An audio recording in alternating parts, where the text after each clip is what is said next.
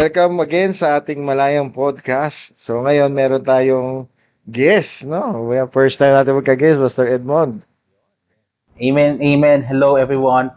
I'm actually si Kuya Nate po tatawa po or Nathan Ryan Lim, and also one of the hosts po ng Disciples Live every Thursday, pero baka mag-change pa ng schedule eventually due to mga Bible school stuff. All right. So Brother Nathan, ano bang natin? San ba tayo? Okay na ba ma-share mo kung anong ginagawa mo? So for my work, currently po I'm recently just coded as a financial advisor sa ProLife UK ng mga last week or last week pala. Tapos I'm also apply sa training conditioning coach of Jubilee Christian Academy. Yun po yung school ng local church ko po, which is Jubilee Evangelical Church. And also helping mga people to really share the gospel also online on sa account po ng friend ko sa on TikTok na si God Save the Girl na si Ate Jam po. Nice. So, kaibigan natin si Brother Nathan, no? So, si Pastor Edmond, ano bang ma-introduce natin kay Brother Nathan? Yun. So, interested lang ako, no? Kasi, taga saan ka, bro? Quezon City po. O, Quezon City. So, nandito ngayon tayo sa Laguna, no? So, what makes you parang gusto mong makipag-fellowship? Although, matagal lang tayo magkakilala, no? So, how many months na ba, bro? Yes po. May 1 year na ba tayo? Wala pa siguro. Siguro online? mga around 6, 7, or 8 months, I think. Okay. Hindi ko nga sure eh. So sa mga viewers natin, no, kung tatanong kayo paano kami nagkakilala. So parang common friend, 'di ba? So may nag-invite sa akin sa grupo nyo. And then ako bilang I believe myself as a servant of Christ, wala akong pinipiling tao, no? Kasi yung iba may masyadong choosy sino man yung pupuntahan nilang grupo or something. Pero ako kahit sinong mag-ask ng question, we can answer them. So I think doon tayo nagkita, no, sa online, and then I was introduced parang sa TikTok pa noon, di ba? I remember. Siguro mga October siguro. Yeah, so, and then, so siguro nakikita niyo yung mga regular videos natin about sa House of Christ. Mostly yung mga nire-record ko ng long form video, mga 1 hour is I'm actually speaking to them, no? Which is good kasi usually yung recording ko before is more on recording lang talaga. Wala akong kausap and everything, which is ayun. So ano yung nag-inspire sa na to visit or to connect with us? Ano yung Okay. For context, what do you think? to be honest, for context lang, no? Kaya ako nagpa-wish sila to invite kasi Pastor Edmond is also teaching sa Equipping the Saints. Yung po yun, every Wednesday lang po yun eh. We talk about yung mga true doctrines of who Jesus is, who God is, who's the Holy Spirit, are there apostles. There are like a lot of questions na pwede na itanong, no? Pati, ano ba na yun? Robert's Grace, mga ganun. Although it's very difficult, we just make it sure that we're elaborate, tapos maging mas simple po tayo sa lahat ng mga essentials na doctrine. Very important po yun sa online kasi ang dami po mayon sa mga online ministries na nakakagulo sa mga ministries, nakakagulo because of these essentials, which is what we hear by sa Saints of Christ na talagang we teach them the essential doctrines. Ano pa talaga yung totoo? Yung mga majors, basically. So, tanong ko, no? So, dun sa program nyo, which is Essentials, Equipping the Saints, I mean. Equipping the Saints, ano yung pinaka question ng mga tao or ano yung pinaka issue na tinatackle niya? Currently kasi doon sa mga iba-iba, we kind of like find yung mga needs analysis po doon sa mga tao sa social media. Kasi syempre, kung hindi tayo masyado understand kung ano ba talaga yung mga kalagayan ng mga tao na yun or sa kalagayan po ng mga tao sa social media, which is tayo mga followers sa Christian mga contents na puro legalistic yung mga iniintindi nilang mga doktrina. Kaya doon sa ETS, we kind of understand yung law versus grace. Law versus grace, very important po yun na itindihin na we are in the age that we are the New Testament church. Tayo yung mga banal sa simbahan, hindi yung simbahan. One of the highest na tunod ko kay Pastor Edmond from ETS. And he also teaches na ETS as well. We have different pastors din, pero medyo nag-busy po sa Wednesday. Kaya nag-iba si Pastor Edmond lahat. Yeah. So for example, yung binanggit natin no na dinifferentiate natin yung simbahan. Kumbaga tayo yung banal, hindi yung simbahan. So when you say simbahan, anong meaning nun? For us, lahat tayo, di ba, we agree on this, that the church is actually a group of people worshiping God. Hindi siya yung building ito, ay banal tong building. Ang Saturday, hindi siya banal. Hindi siya gano'n. Tayo yun. Tayo yung mga simbahan. Kahit saan tayo mag-gather up, simbahan pa rin yun. Bible study, simbahan yun. Sa church tayo every Sunday, sama-sama tayo, simbahan yun.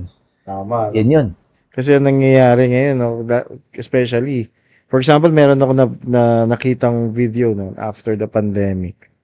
May sa Africa to, African church na nakita ko. Yung pagkabukas nila ng church building, nagtakbuhan yung mga tao. Tapos hinalikan nila yung stage. Yung stage. No? Kumbaga, para sa akin, teka lang, wait lang. Bakit hinalikan nyo yung stage? No? Kumbaga, yung worship nyo ba ay dun sa stage? Okay, God. Diba? Parang, bakit parang hayok na hayok sila mag-worship dun sa stage? Pero, pagdating naman sa, katulad nga nun, yung definition natin alam natin yun, lahat ng mga nag-Bible school, di ba? Alam natin, definition ng simbahan is the people of God.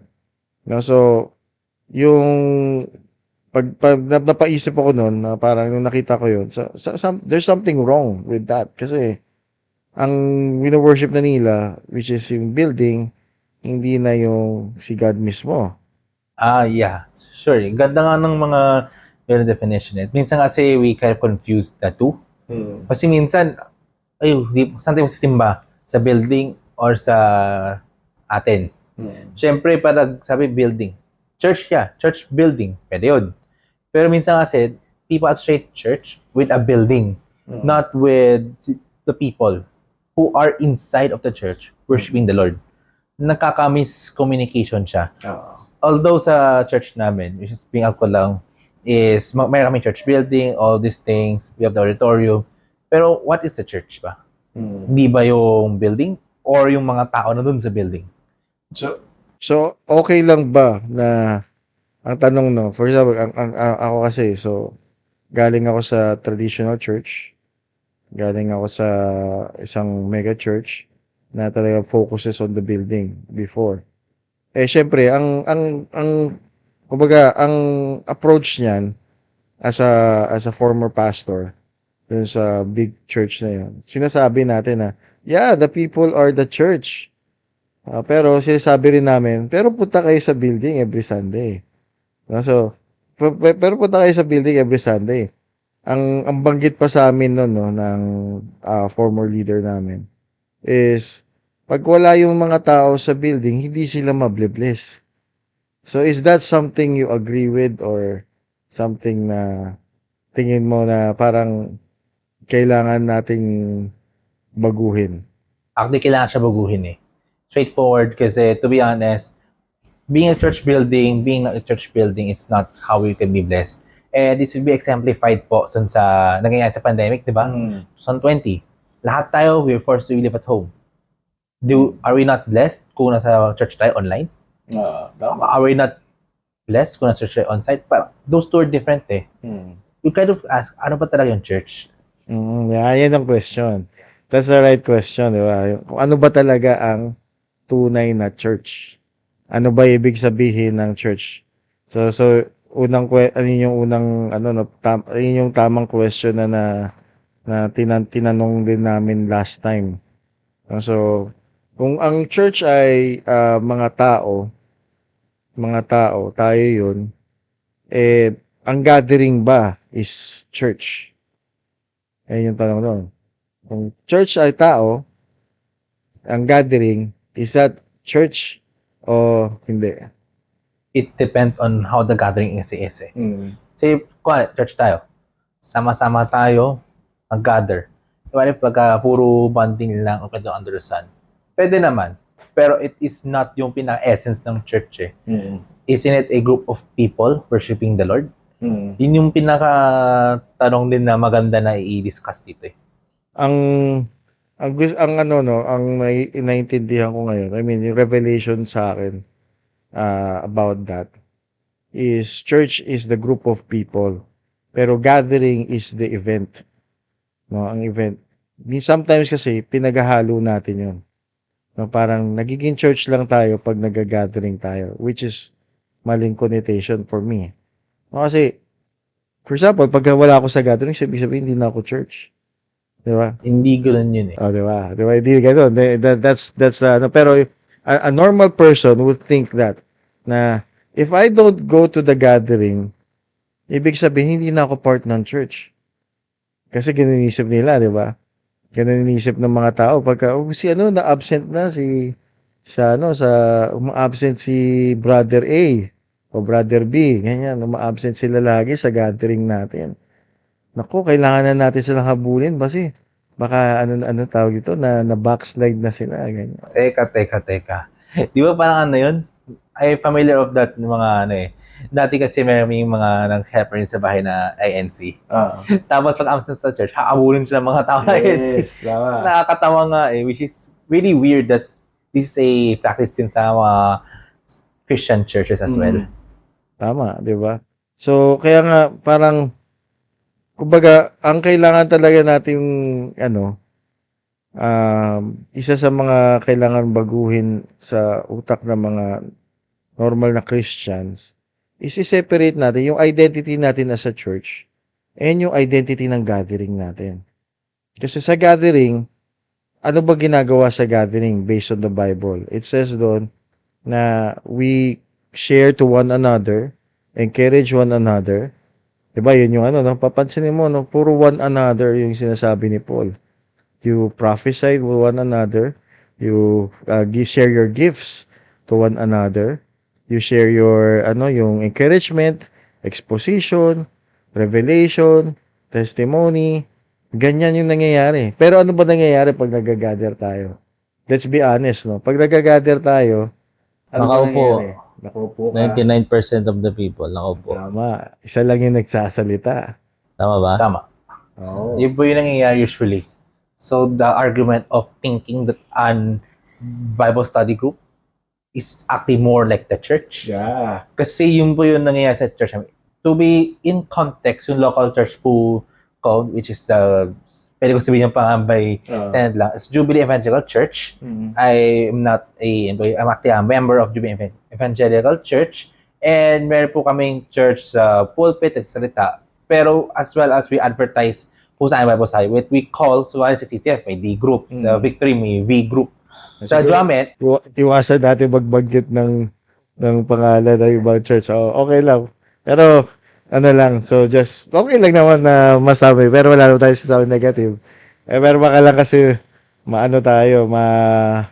tawag dito, tayo, no?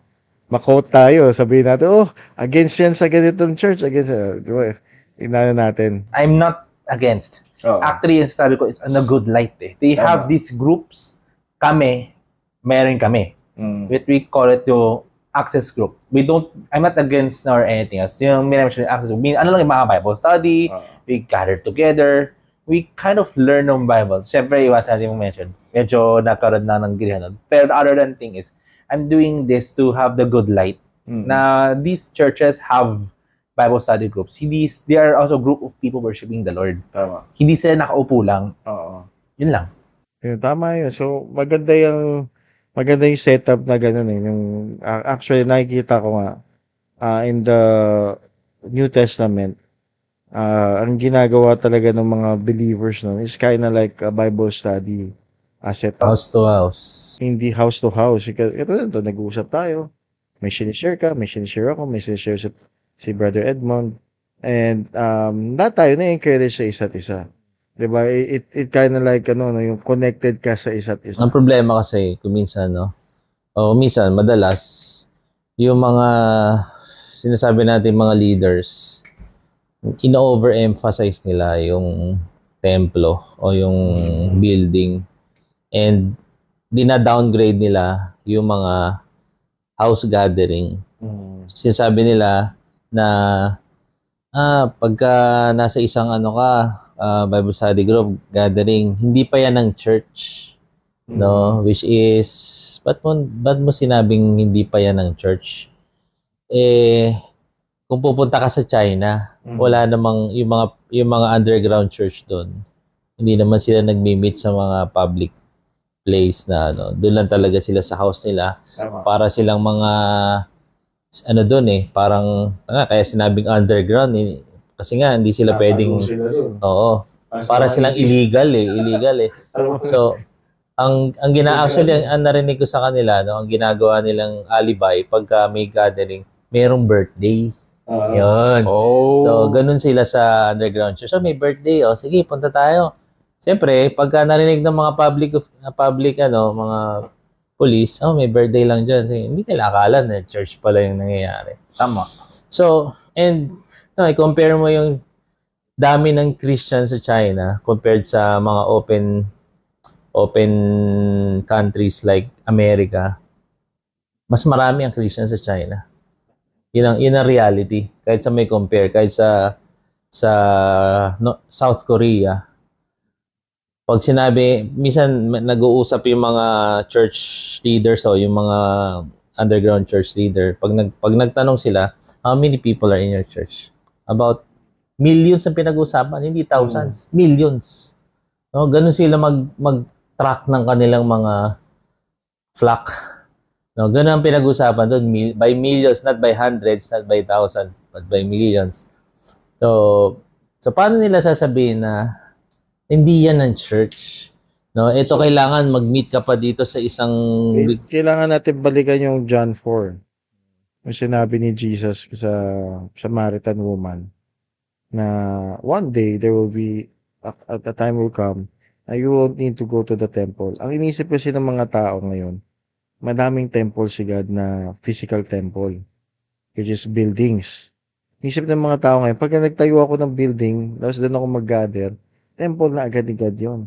But remember, there's only one temple, physical temple, na ginawa si God, which is in Jerusalem.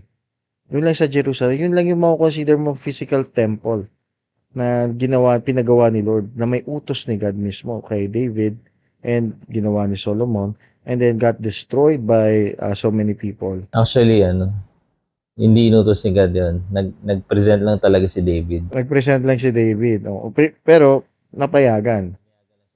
Pinayagan ni Lord kasi sa zealousness ni David, worship ni David, pinakita nila yung temple. So, ibig sabihin, hindi siya talaga command. Hindi siya galing Hindi siya command. Bago yun. Oo. Di ko Galing lang kay David talaga yun. Inalaw siya. Sinabi ni Lord, okay. Yun, So, kaya pala ngayon, I don't see anything in the Bible na sa New Testament. Kasi, foreshadowing kasi ng Old Testament Ang makikita mo sa New Testament, never nagtayo ng building si Jesus Christ. Never nagtayo ng building mga apostles. Which is dapat, yun yung foundation natin as Christians. Yun yung actually the weirder question here. Kasi recently sa Disciples Live, for intended lang, that we are actually in a series of Galatians. Yung question natin talaga, what is yung apostleship? Kasi in defense of apostleship, sino yung mga apostles? What did the apostles lay down? Yung physical church ba? Or yung spiritual church?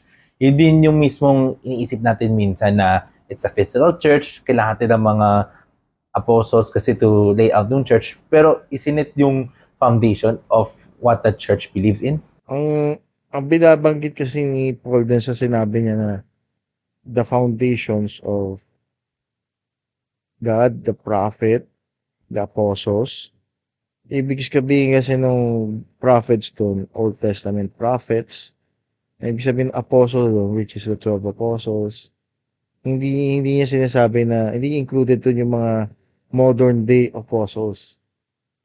Kumbaga, ang apostles doon, yung tinuruan ni Jesus ng kanyang teaching. Kasi nga hindi pa sila divided Oo, nun. sila yung sila yung nag-form ng foundation eh. Sila yung sa kanila binigay ni Jesus yung teaching niya. For example, hindi naman lahat ng teaching ni Christ sinulat eh. Kung titignan mo, not all the teachings of Christ nasulat, binanggit nga ni John yan eh. Kung masusulat natin lahat ng teaching ni Christ, there will be no room enough for the world to contain the teachings of Christ. Tama. The miracles. Kung iisipin mo, di ba, tayo Chinese tayo, mahilig tayo mag-compute. The mass ng mundo, ang kinuha lang natin ay isang libro lang na kinompile. Tapos sinabi natin, yun na yung word ni God. Yun na yung teaching si Christ. Yun na yun. Pero sobrang kulang yun pala. Kasi 0.000000001 lang siguro yun na ang kabuuan ng teaching. So there's so much more to look after. There's so much more to seek. If you really love God, you would seek yung teachings talaga ni Christ na hindi mo pa naririnig, na hindi mo pa nakikita, hindi mo pa nababasa. Kasi dapat nabasa yun yung kunwari, may nanay ka o tatay ka, namatay yung tatay mo. Tapos iniwanan ka ng sulat, binasa mo na yung ultimo mong babasahin yun. Tama? Kasi last will and testament niya, o kaya last letter niya yun sa'yo eh. Babasahin mo yun kasi gusto mong marinig ulit yung boses mo. Pero ang ginagawa pa ng ibang tao, inaalam pa nila kung ano pa nagawa ng tatay ko. Saan nanggaling tatay ko? Kapag mahal na mahal mo yung tatay mo, di ba? Ganun yung gagawin ng isang normal na anak. So tayo, for example, Jesus is just, kumbaga hindi lang siya isang normal na tao. He is our Lord and our Savior. And if we really love God, we really love Jesus, alamin natin kung ano pa yung ginawa ni Jesus. Kaya yung heart natin, gusto natin pumunta sa Jerusalem eh. Not because of the place, but because I want to learn more about kung ano yung ginawa ni Jesus sa place na yun. Actually, Yeah. yung nga to continue, actually pumunta ng Israel last year. About 1 year ago, kasi last June to July, ako na pumunta ng Israel with my father and of course, kasama ko doon with the tour with one church. Siyempre, iba-iba yung church doon. At the same time, na-realize din namin ang ganda ng Israel, not because of the place, rather because of what the significance of what Jesus walked it, Jesus' ministry. Sa punta ko rin namin from Galilee to Jerusalem and to the biblical lands. So, sa Jordan din, pupunta kami in Jordan. Ang ganda lang kasi you get to walk of where Jesus walked. Yung basis sa Capernaum, kung actually kanakulit yung bahay ni Peter, which is really true. And Yung may glass, nakita mo yung glass. nakita ko yun eh. Sobrang peaceful yun sa Galilee. Yeah, pero yun nga, yun yung parang basic reaction ng isang tao pagdating sa Pero ang nangyayari kasi ngayon, which is what everybody's doing in the church, is we're just focusing kung ano yung physical temple. Yung physical temple na parang kala natin, okay, pag nagtayo ako ng building at nag-worship kami dyan sa building na yan, templo ni God yan. Sasabihin na, templo ni God yan. Bahay ni Lord yan. Bahay ni God yan. So, dapat, ikaw, isang na tao, kailangan bumisita ka lagi sa bahay ni God. Di ba sinasabi nila yun? Required ka na bumisita ka kasi hindi ka ba bumibisita sa Pangalan nila ang term ng mga House of God. House of God, yan. House of God ang nila yan. Ganun ba ang term sa inyo? Pagka, let's come to the house of God. Yung ang weird lang kasi bakit ganun yung pagka-approach nila sa how they see the church building as eh. House of God. Kasi hindi naman talaga intended to build a church building of ito talaga bahay ni God. It's just literally a building It's just a gathering place. that gathers us, nasama-sama tayo dito. So, ang question ngayon is, bakit ganun ang pinapalabas nila? Ano ang intention ng mga preachers? Bakit ino-overemphasize nila ang house ni God, which is yung building lang na pinagawa nila? Tingin mo? Diba sa yun? Medyo nasa buwabalik tayo sa Old Testament pag gano'n. Kasi it's just weird that I don't have that experience mismo sa local church namin. Ang ganda nga ng experience sa local church namin na we kind of gather up together sa church and we worship together, and after that we kind of have fellowship. Yun naman talaga dapat eh. Pero it's just weird of how mapasok nila yung mga law doon sa loob ng church. This is the house of God. Dapat magpunta sa church na Church A. Na to, medyo delikado to. Kasi when we actually teach that kind of belief, hindi tayo masyado magiging sa God natin, Jesus Christ, that we died for us, and meron tayong Holy Spirit in us. Ultimately yan na concept na how can that house of God na building pumasok sa atin? Parang I mean, blessed ka sa Jubilee. I mean, yung leader nyo, blessed ka sa leader nyo, and that's how he teach it. But that's not the case in every, May question lang ako kasi ilang months na rin ako nag-share doon sa grupo nila, no? So itong si Nathan, medyo, ewan ko lang, hindi ko lang tanong kasi ako, servant lang ako sa inyo. So, ang gusto ko lang is to share kung ano yung what I received from the Lord, no? So, ikaw bilang new friend or new parang may bago kang fellowship, katulad natin, no? Ano yung is there anything na na-attract ka? Siguro naman hindi ka pupunta rito without any kind of parang there's something sa ginagawa namin as Team Ligtas, sa House of Christ. Ano yung nakita mo dito na na medyo nag-urge sa'yo to have a relationship with us like this? actually yun eh, yun din yung unang kong tanong yun dati. Kasi minsan ako rin, I'm not really a person who tries to impress the pastor or the first impression. Hindi ko ginagawa yun. And that's not my practice ever since nagsimula ako sa mga online ministry. Kasi for me, mas inintindi ko talaga yung mga perspective ng pastor, kung saan sila nanggaling. Kaya I make sure na lahat tayo mga pastor, lahat tayo mga saints, we're included. Hence the mga penitent na talagang gusto ko talaga makakilala yung mga tao. And as I really grow in the Lord, na-realize ko na if they have that experience sa local church, unlike me, maybe I will have show compassion and also bring insights and where they are actually coming from. Kasi pag hindi ko ginawa yun, ako maganda experience sa local church, hindi mo local church na lang ako. Okay. Yeah, so you have a point, no? And another follow-up question. So, lagi mong sinasabi na maganda experience sa church ko. I have nothing against it. So, which is okay. It's good, no? Dapat ganun every Christian, every group. Meron ka bang natutunan sa teachings namin, sa Team Ligtas, na nakita mo bago at hindi pa na ituturo sa church? Of course, and the elaboration of yung Example, ministry. bigyan mo example. Siguro yun, elaboration of importance ng law versus grace. Yun. Doon talaga ako na-struck actually. Okay. When I understand yung law versus grace, naintindihan ko na that church should not be bound in temples. Doon na ako na-encourage mag-preach ng mga tao outside of church. Doon ako na-encourage mag-host. Mas na-encourage pa mag-host. Doon ako na-encourage ako talaga na nasa area of grace na tayo na yun. Kaya, kahit ano yung mga past mistakes mo, ano yung mga past mo sa buhay mo dati, you're already freed by the Lord eh. By the grace of God, we are being freed kung sino ka eh. At saka kung once na binako ko lang ng Diyos, talagang He will use you everywhere.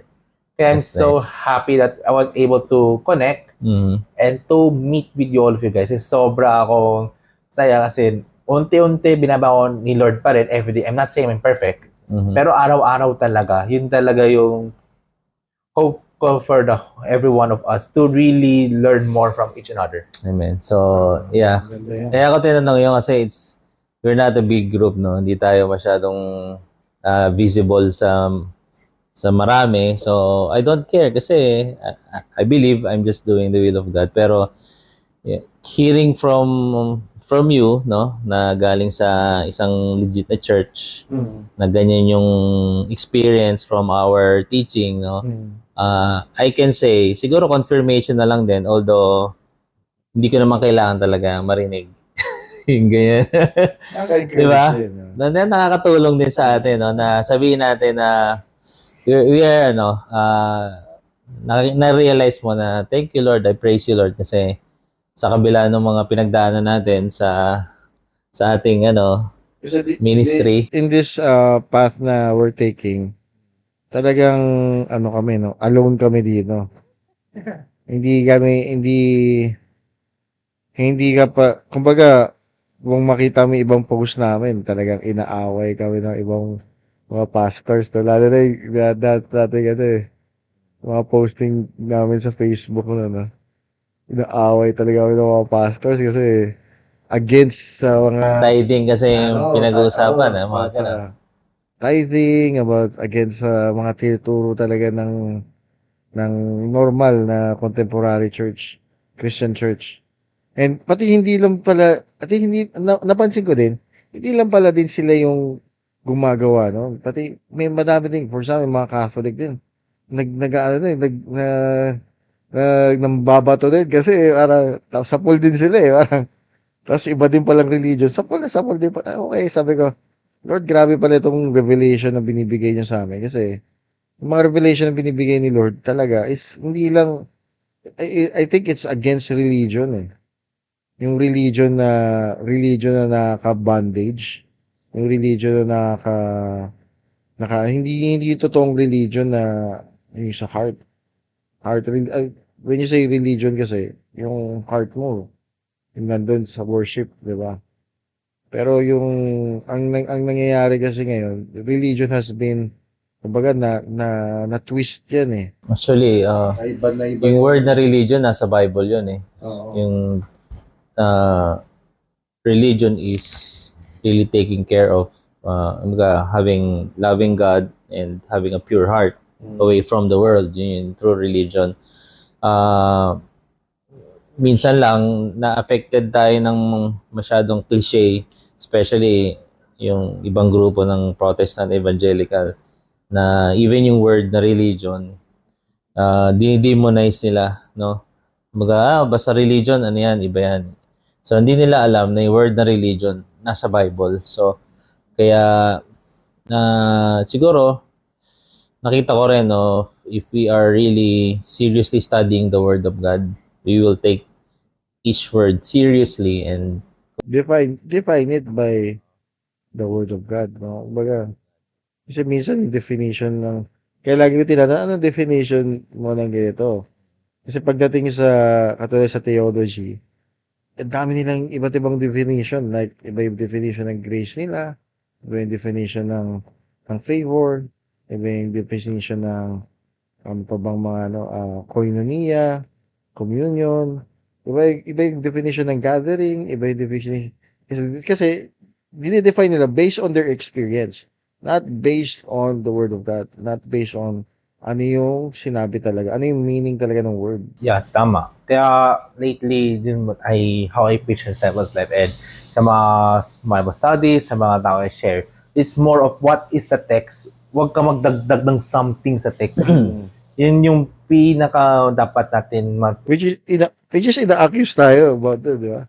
May mga comments tayo sa TikTok na ano ka, mag-ICGesis ka, or exegesis extraction from the word, di ba? Exegesis is putting into the text, or baliktad ako. Nakalimutan ko na eh. I think isang comment yun, sa'yo o sa akin? Sa'yo. Sa'yo yun, kinoment ng ano. Sabi ko, hindi naman siya nag-put into text. Sabi ko, layo naman yung sinabi niya na parang actually, i-extract nga niya galing sa text. Yung ano mo. So, but we're being accused of that kasi hindi nila naiintindihan yung text mismo. Kasi kaya pag binasa nila, feeling nila, masyadong shallow yung kanilang understanding ng text na hindi nila kinukuha yung buong context. Diba? So, pero dahil kinuha mo sa buong context, ngayon, you're being, kumar, ikaw, kinuha mo yung context, at syempre, yung isang taong nakikinig, hindi nila alam yung context, and then you took the context from it, and then you explain it based on the context. Ngayon, ay accuse kanila na putting into text. Babalik ta rin kanila. Ganun mag-persecute ang mga Christians. Out of context, parang. Sabi, out of context, sabi nila, ikaw yung out of context, which is, baliktad daw. Teka na, ako nga yung nasa context, kayo yung wala sa context. so, how do you deal with that? Nakaranas ka naman ng gano'n na when you're teaching, for example,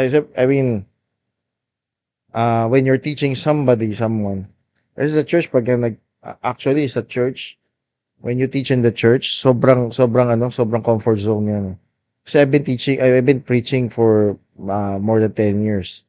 No, and I preach on the church, I preached outside, I preach Nathan, if you have media. question, you can ask. So, You can Yeah. ask us. we Kaya can, ano it's eh. not a one-way, Yeah, hindi lang yeah. ikaw yung, Pero 'di ba, I'm yung sinasabi ko lang, when I preach in the church, sa loob ng church, napaka-comfort, wala nagtatanong eh. Kaya nga. Kaya yung may ako, kasi hindi ako masyado na matanong. Kasi I just want to know yung perspective ng mga hosts before I will actually talk about the question. Sa inyo, kasi on proper context, ano yung mga experiences nyo on a church setup before? Experiences on what? Sa church context, yung church, mismo sa church, anong experiences nyo? Unang-una, madami, bro, madami. since birth, nasa church na ako. I mean, born again in family, second generation and stuff. Born again yan since birth. Pero of course, hindi naman totoo yun. Diba? Siyempre, wala taong gano'n na you are born again since. Pero, when I was born, we're attending church, we're attending Christian church. And, yun na yung church namin ever since. So, when I turned 22 actually, 22, doon ako pumasok ng ministry.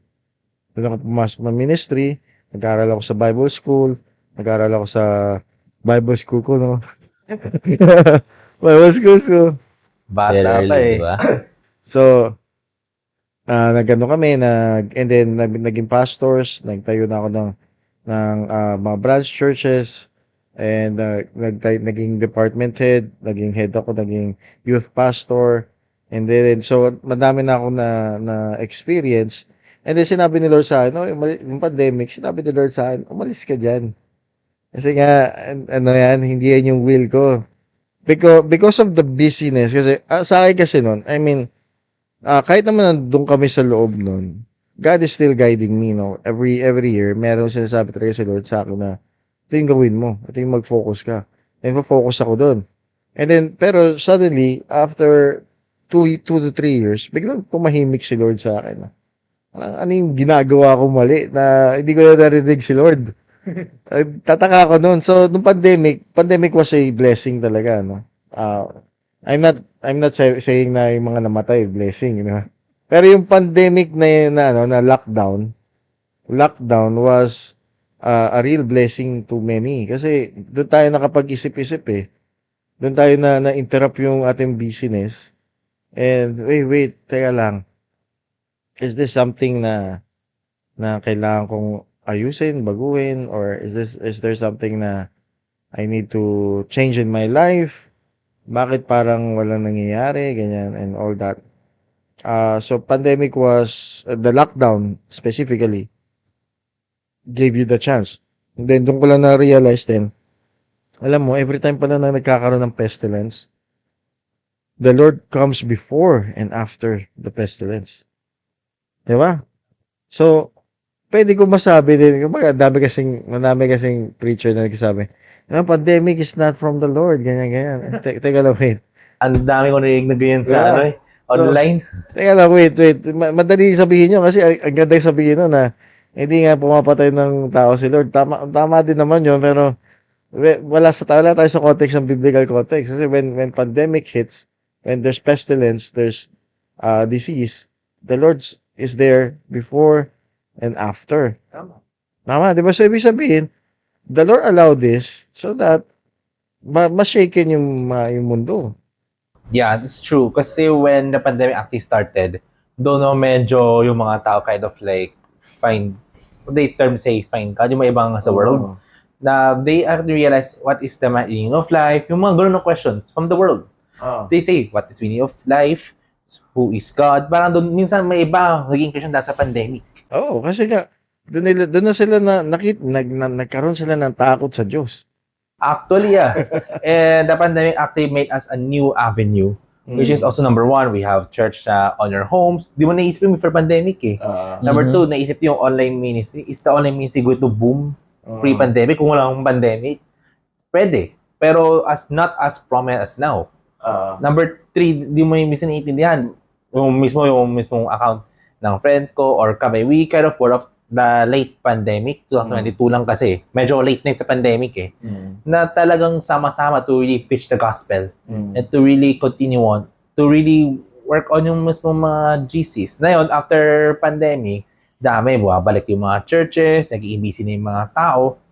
Pero, you actually understand if this is the Lord's ministry, talagang may siya papadala yung mga tao, and He will actually strengthen you in the midst of mga pestilence or mga troubles. Diba? So yun yung storya namin. Then, umalis kami, sabi ni Lord, umalis kayo dyan kasi sabi ko nga before, the leadership is like the Pharisees and the Sadducees. And then, of course, alam naman natin, Pharisees and Sadducees, of course, hypocrites, pera, Sadducees is the pera. Talaga? Nag-speak sa'yo si Lord? So, I'm not ashamed of it. So, kahit isipin ng mga tao na mukha kong baliw pag sinasabi ko, dito pa totoo eh. Sabi ni Lord sa akin. Then, pagkalabas ko dyan, pagka sinabi ko yung prophecies, may mga prophecies akong binanggit when I go out. And nangyari naman yung mga prophecies, and then all things na gusto yung sabihin ni Lord, nangyari lang, winarningan yung mga tao, and then all that. Then, of course, umalis na kami, then that's the end of it. Makat kita, bro. Interesting lang. Is your church, okay ba? Does your church teach na God speaks to his people, like kung ano yung sinabi ni Pastor David? For What do you really, think of that? What's your comment?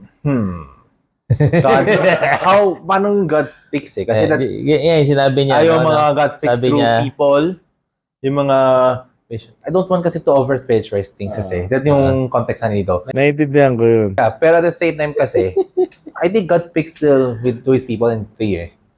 But church namin, yeah, there are some mga minors, pero those things are really minor eh.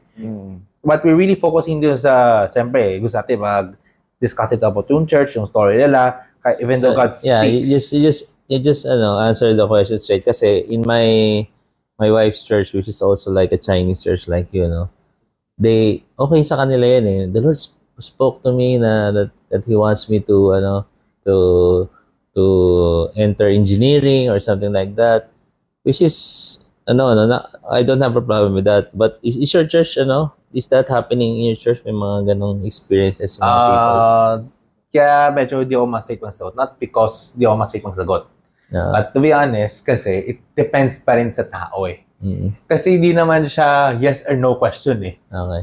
Clearly kasi, when we say God does not speak to His people today, so basically we're saying God is silent. The most sound na doctrine to understand that, God really speaks to us through yung mga Bible, through yung mga devotions. Siyempre, the answer still, yes pa rin. So, for example, pag di ka nagbabasa ng Bible, hindi magsasalita si Lord? Yan yung confusing Hindi may question. pinapatawa ng question, diba? Yan yung confusing question. Okay lang. So, don't beat yourself. Okay lang. We're just kasi we don't know each other that Oh, di naman kami against, and I know that kasi ako yung pinaka unspiritual person na makikita mo. Na I mean, sabi nga nung kaibigan ko nung sinabi ko yun sa kanila. Sinabi ko sa kanila yun na Nagsabi sa akin si Lord eh, sabi nga, ako yung pinaka hindi SS, super spiritual na tao sa church na. Pero I'm just telling the truth. Kumbaga, Naging SS ka na nun. pagka sinabi mo sinabi mo yung totoo, you're being SS, di ba? Hindi. Kumbaga, kung titingnan mo, ako yung pastor doon sa area, sa lugar namin, no? Ako yung pastor na pinaka unspiritual. Ako yung Pragmatic. Oo, ano talaga ako. Pero when the truth happens, may sasabihin mo ba na hindi nagsalita sa'yo si Lord? Hindi, you're going against the Lord himself. Pag gano'n nangyari. Pero I believe na hindi ka dapat mag-imbento. Kasi madami din nag-iimbento. I think that is the danger of it eh. Kaya I cannot say a yes or no question. So if you say no, it means God is silent. That's a really big no. Of course, sabihin natin yun eh. Pag sinabi mong yes, some of the people kasi, I'm not speaking to anyone else. Ang dami talaga nag-ibento ng random things. God told me, pero iba naman, hindi siya according to not only His will, pero according to what the Bible says. The Scripture. May ganun. Ang ano kasi, when God speaks to you, He speaks to you. He doesn't speak to you, through you, para sa Kanya. Di ba? I mean, yeah, pwedeng warningan mo siya, pero hanggang dun lang yun. Pero God will speak to a person kung gusto niya kausapin yung isang tao. Actually, I kind of agree with you. Kasi yun talaga yun yung nangyayari sa akin. God spoke to me that isang mga beses nag-relax lang ako sa bahay namin. Sige, kwento ko niyo sa disciples type powering host This is an honest truth. Relax lang ako, relax lang ako. Tapos merong titignan ko sa GC namin kung sa yung host. Blanco pa yun hanggang Wednesday night. Sabi ni God sa akin, ikaw mag-host dyan. Kaya ako naging host. And So, that experience mo naman pala. and for me, I don't really want to go against yung experiences for that. Pero the mere fact that God speaks today doesn't mean that God will tell you something about everything. Kasi to be honest, how word God Na-abuse din talaga. Yung will ni Lord talaga sa atin is to really follow Him to what He's in the Scripture. Kasi minsan, God told me, tapos wala naman sa Scripture. Where is the Scripture that you have this word in you? Si God naman speaks to us in a different way. Yeah, actually, when I was young, no, I experienced those things, no. Siguro for the benefit of our viewers na inaalam nila ano ba yung paano ba mag-speak si God sa atin. Magandang may experience yun eh. Kagaya nung nangyari sa'yo, magandang may experience eh. Sometimes, if you're very childlike, parang maa-addict ka. Kasi, ang ganda na boss si Lord pag nag-speak siya sa'yo, very peaceful, tapos clear, and then, nakakatulong talaga siya. Pero, ang ginawa ko noon was, since nag-start si Lord mag-speak sa akin, parang, yung downside noon na nangyari, na hindi pa ako mature Christian, lagi nang inaasahan ko na mag-speak si God sa akin. Yun na yung nakita kong mali na bakit lagi mo aasahan na speak si Lord? Lord, minsan iniisip ko, Lord, ano bang susuot ko ngayon? Ano bang magandang Tapos, naging gano'n na si Lord. Hindi ko na ginagamit yung brain ko. So, doon, I believe, yung sinasabi mo na parang doon ka na magiging false magiging SS ka, magiging Madami ganyan. Magtututbrush pa ako today. kaya aatin ba ako ngayon ng gathering or something or church. So yun totoo naman yun, may ganun.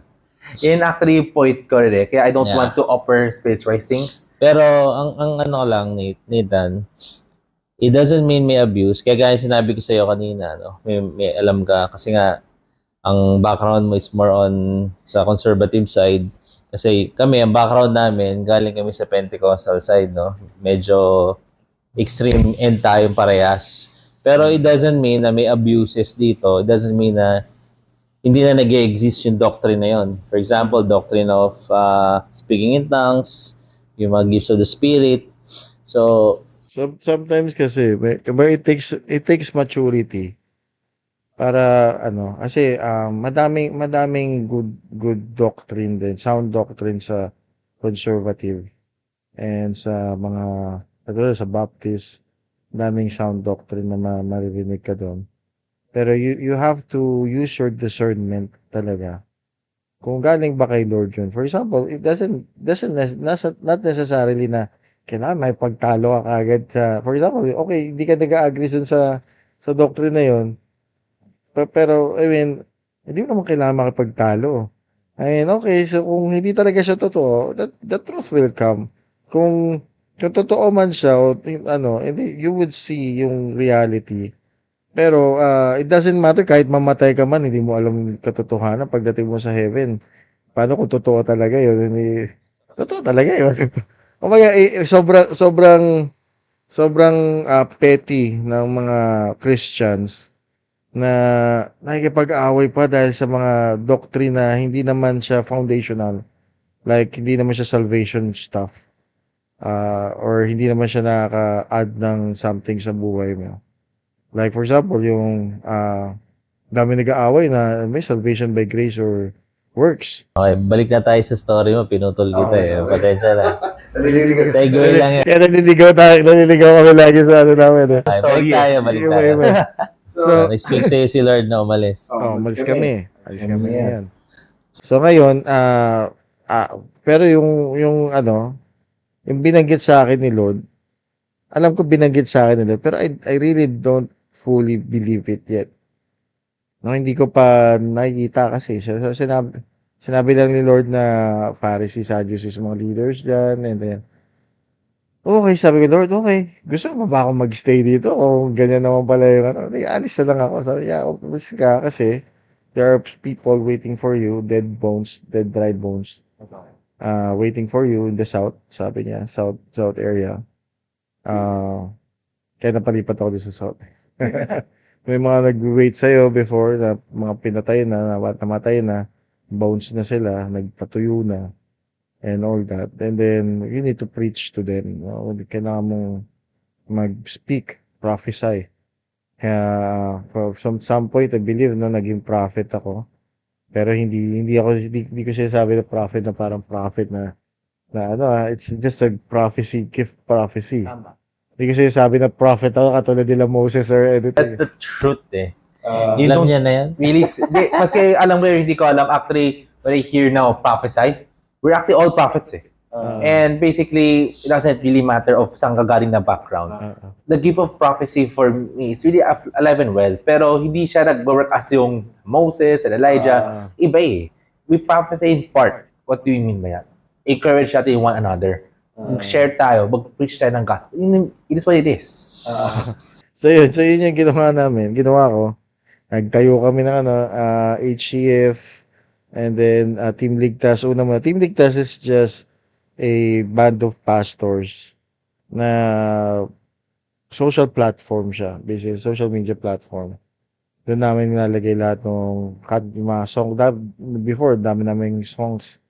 Talagang in one of our gatherings. So, ang daming gatherings natin. Bigla na lang itatouch ni Lord si Pastora Ala noon. Tapos biglang magkakanta na.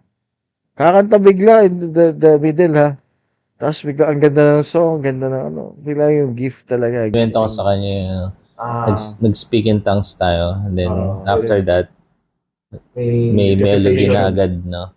May melody, may interpretation of tongues, prophecies. Talagang we believed and we just act on it. For example, sa mga gatherings nyo, I suggest try nyo.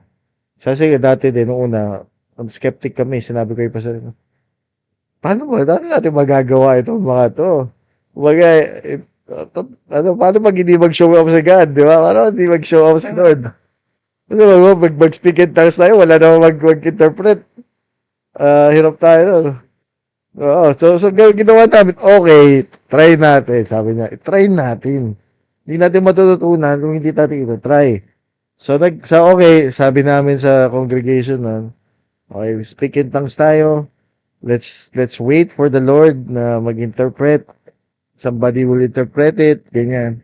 Okay, so, sige, worship kami, una-una. Okay, wala talaga, wala, tahimik lang. Tapos, biglang mamaya may lalapit. Lalapit siya, tapos sabi nila, I believe na merong tongues, prophecy in tongues na inaano si Lord. Sabi ni Lord, sabihin ko. Sinabi niya, nag-tongue siya. After that, okay, let's pray for interpretation. Pray kami. Lahat kami nagugulat kasi first time namin I mean, sa buong life, sa buong ano namin, pagiging Christian lahat. Doon lang namin nakita yun. Wala yun sa sa dati naming church. And to be honest hindi ako per se against yung mga ganyan eh. Actually ako, I'm very open sa gifts. My other most of my church are like open but cautious lang. Kasi yung experience nating church, doon kami naging cautious. Pero open is because of yung side nung experience. I don't think yung kasi natatakot yung mga interpretation of Actually, dati close din sila. prophecy. Natatakot sila dahil inisip nila baka mamaya kung ano sabihin ng taong humawak ng microphone eh. Kasi alam mo pero pagka nandun ka na sa area na yun, nandun ka na tapos lahat ng hearts are pure. Lahat ng attendees pure hearts. Talagang gustong mas mananaig ang Panginoon eh. I don't think na merong maglalakas ng loob at magsalita daw ng kung ano-anong pagka-hatred or anything. At sasabihin naman ni Lord sa mga tao, mismo kasi yung presence ni Lord doon, when that happens, the presence of the Lord are strong. Sobrang strong niya, pati lahat talaga nanginginig, lahat lahat talaga magsha-shaken talaga, lahat na mararamdaman mo talaga yung presensya ni Lord, which is nami-miss ko na nga actually. Sobrang nami-miss ko na yung ganong tapos basta mo lang, you just need to trust. Pero afterwards, ang nakita ko, kaya medyo hindi namin na natutuloy before. Inatake kasi kami ng mga demonyo. Di ba? Yung grupo namin, talaga may demon oppression na nangyari sa group. No, hindi sa amin, no. Hindi kami na-possess, no. Hindi pero yung the for some reason the demons went in and attack yung relationship ng grupo. Kaya nagka-hiwa-hiwalay din yung iba and nag-betrayal and all that. Pero alam mo, na-realize ko doon, yung presence ni Lord, the presence of the Lord reveals. Nire-reveal niya kung sino yung tunay, kung sino yung hindi, kung sino yung weak, sino yung strong. Kaya ang daming, I think that by experience, yung mga old preachers din, mga old churches, ginawa kasi din nila before. Hindi na nila ginagawa yun doon. Kasi, they're afraid of the division. Mari-reveal kasi talaga kung sino yung tunay sa mga kasama mo. Siyempre, mga kaibigan mo na yan eh. Friends mo na yan eh. Pero, when the presence of God is strong, God will reveal kung sino yung peke mong kaibigan. God will reveal kung sino yung peking pastor. God will reveal kung sino yung tunay na servant. And doon ka ngayon matatakot kasi mga kaibigan mo na yan eh. Kahit sabihin mong peke sila, kaibigan mo pa rin yun eh. Tinuring mo silang kaibigan eh. Barkada mo sila eh. Yung pala, peke sila sa'yo. Pero ikaw kasi, masakit din sa'yo sa sarili mo. I mean, masakit sa personal mo. Kasi pinagkatiwalaan mo sila tapos peke ka pala. Diba? To be honest, kaya rin ako as well eh. Kaya I have that open but kasi we're just a bit cautious. Pero at the same time, ako rin kasi talaga, open din ako to really understand yung iba-ibang perspectives. Kaya nga nandito in the first place eh. I love to hear from you guys. I love to hear from anyone else who kind of like, di ko pa nasanayan. Pero at the same time, I kind of desire din yung mga gifts. Yung according to Apostle Paul, same din tayo. I also desire yung gifts. Kung gusto ni Holy Spirit ibigay sa akin, okay. Kung hindi, glory to God pa rin. Same thing. It's not about yung gift. It's about your reverence kay Lord eh. Yeah, totoo yan. Ano yan, maganda yung open ka din. Pero let the Holy Spirit lead you. Yeah. Let the Holy Spirit lead you. Huwag mo tatanggihan. Huwag ka matakot. By the way, bagong graduate na, bro. From Bible school. Kaya nga, Ano pa yan, zealous ka pa. Pero good yan na Fresh na fresh. naririnig mo yung mga ganitong usapan, no, na coming from me. I believe hindi pa naman ako too old sa ministry. Pero madami na akong experience. And si Pastor Edmond din, mas madami. Ito siya lagi araw-araw nag-aaral yan. Ako hindi ko kaya yun. Kaya ang ginawa sa akin ni Lord ginawa niya akong businessman. So nagbe-business ako. Pero it doesn't mean na nawala na yung ministry doon. Ito ang ministry mo eh. Nandiyan yung ministry ko, nagbibigay ng trabaho sa mga tao. And nakaka-reach out ako talaga sa mga sa tao and sa mga hina-hire namin. Nare-reach out ko din sila kahit one step at a time. yeah, that's correct. Sobrang happy rin ako, to be honest, na I'm also invited. Pero ako, I always remind of myself, ano ba yung mga motives ko? Why am I in these mga online ministries? Why am I in these mga platforms? Kasi minsan, we kind of this out of selfish motives eh. Kaya ako, lagi ko nagkakaroon ng heart check. And each and every day, as me hosting, as me here, as me on other Paris local church. Bless nga kayo sa batch nyo kasi may social media na ngayon eh. Dati, isa lang ang may hawak ng microphone. Ngayon, pwede na kahit sino, di ba? Yung mga podcast na ngayon, dati wala. Oo, kaya ang baga, hindi natin, for example, sabihin natin, I mean, siguro banggitin natin si Soriano, Eli Soriano. Diba, para papakinggan mo yung preaching niya, sobrang radikal. Sobrang radikal siya, pero may katotohanan. Hindi naman lahat tapon eh. Hindi naman lahat. When you reach a point of maturity, hanapin mo yung truth eh. Yung truth lang yung hanapin mo eh. Kaya kung ayaw mo tanggapin, wag mo kainin. Minsan harsh talaga ang truth eh. Minsan, kaya pag ikaw, nandito ka sa business of the gospel, sabi sa 2 Timothy chapter 3, no? The word of God, the scripture is beneficial for correcting, no? Correcting, hindi madali ang makorek. Totoo yan. So, lalo na pagka matagal na sa church, ko-correct mo. For example,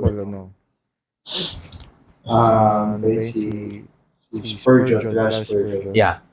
Josh Spurgeon is siya, no? Talaga theologian siya. Matinding theologian siya.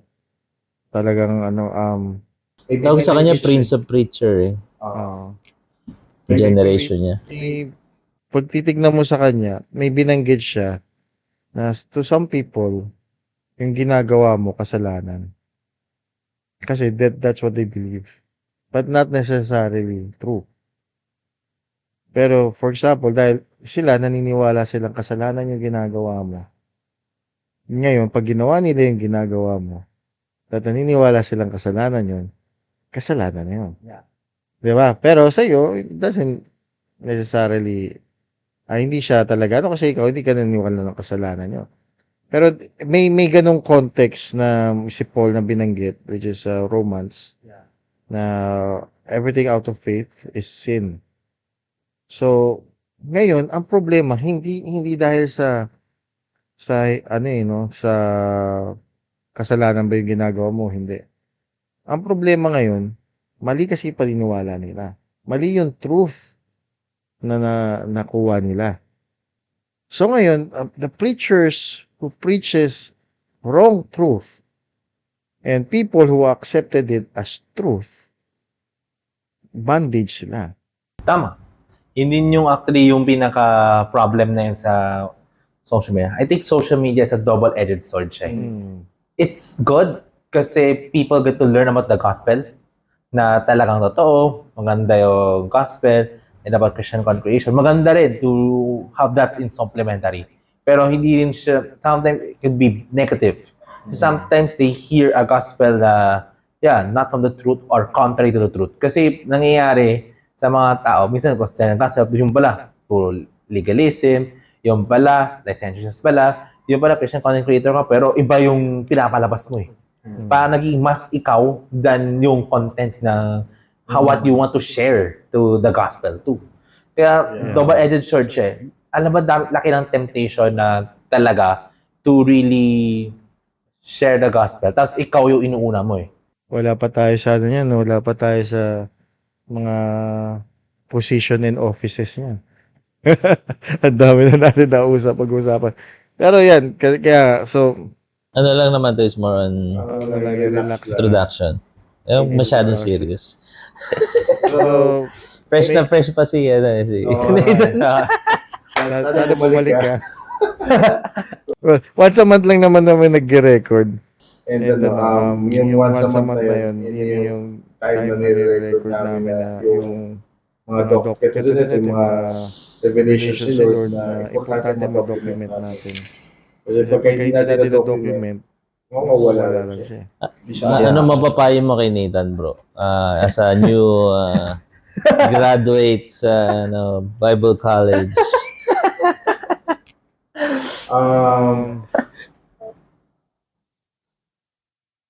Di ko rin kasi masabi yun. Pero I would say, yung pagiging tunay na Christian is yung pagsisik ng yung katotohanan. Ayun ang yun yung number one. Kaya sabi ni Jesus, I'm the truth. When you know the truth, then you would know the way and you would have life. Kaya I'm the way, the truth, and the life.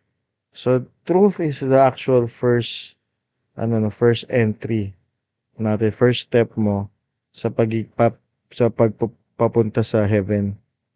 No, so pag natutunan mo yung katotohanan, then dun ka so don't believe everything you hear, but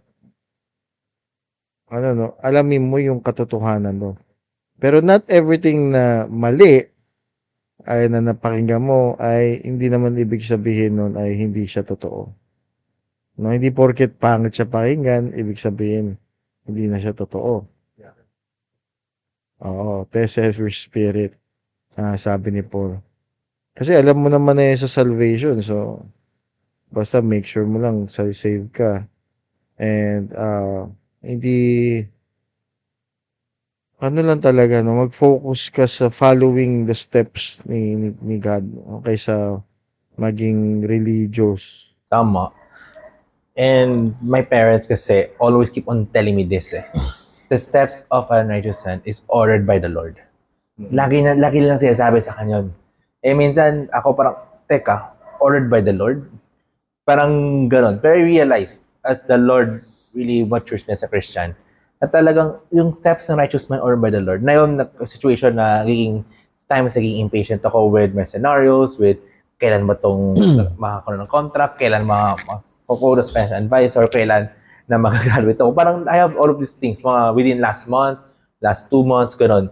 Pero na-realize ko parang, if you are righteous and if you're in the truth, pagka nandun ko kay Kristo, and to be honest, it's ordered by the Lord. Si Lord nagbigay sa akin ng realization that I need to be patient with the scenario. And patuloy mo lang yung gagawin mo to really preach, to really read the Bible, to study it on its proper context. And yun lang, unti-unti na dun na ako sa position that the Lord wants me to do. It's just that He keeps on telling me to be patient. Kasi pag di ako patient, I'll just do some reckless decision. I'm not following the Lord anymore. No. Ito lang din ako, isa rin pang kapayo. Yung ministry is very light. The burden of the Lord is light. And na-enjoy yan. Hindi yan. Kapag nandun ka na sa punto ng ministry na nahihirapan ka, isipin mo, ministry pa ba to? Exactly. Kaya ako as I really grew up with the Lord, yung hosting, Actually, to be honest, palait siya ng palait ng palait ng palait. Studying the Bible, so ganyan, mukha lang siyang burden. The quote-unquote is there. Pero nangyayari kasi is, nagiging ano siya light siya. Then, alam mo, it is the Lord's ministry. At talaga nakikita mo, I'm encouraging someone, I'm talking to someone na hindi ako kilala sa on-site of who I am. Pero at the same time, talagang ano rin ako, na-realize ko na it is the Lord who's making this ministry light.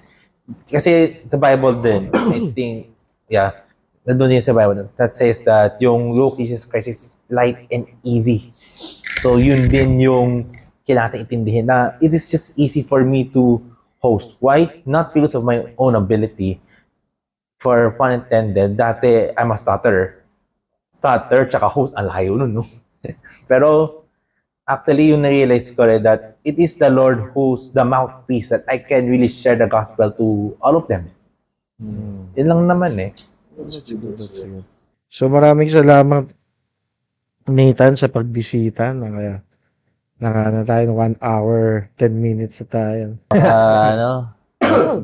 Baka ma-curfew na siya. Hindi yan. 66 years old na. Sasabihin ko, Banda na yan. sasabihin ko, praise the Lord na rin sa stream and maka-grow in the Lord in this stream. Wala pa tayong pag-uusapan Natutunan how to talk about these things. And sobrang excited ako actually to how this uploading really result in. Kasi sobrang nababless din ako that I was able to be invited and talk to other people kahit to network. Kasi yun din yung nasasimulan ko rin to really work on. Kasi dati di ako talaga extrovert. Actually, introvert nga ako Medyo mayayain ako, ayaw ko mag-usap. Pero na yun, as I become more free and nagiging mas living in freedom in Christ, nagiging mas outgoing on a person. Tsaka mas nakakausap ko yung mga iba-ibang mga tao. Tama.